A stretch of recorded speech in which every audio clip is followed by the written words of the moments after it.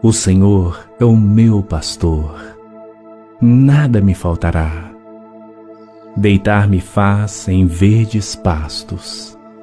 Guia-me mansamente a águas tranquilas. Refrigera minha alma.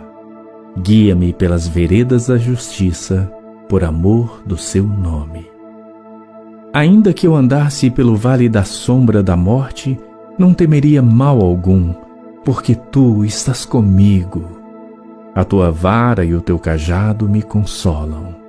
Preparas uma mesa perante mim, na presença dos meus inimigos. Unges a minha cabeça com óleo, o meu cálice transborda. Certamente que a bondade e a misericórdia me seguirão todos os dias da minha vida, e habitarei na casa do Senhor por longos dias.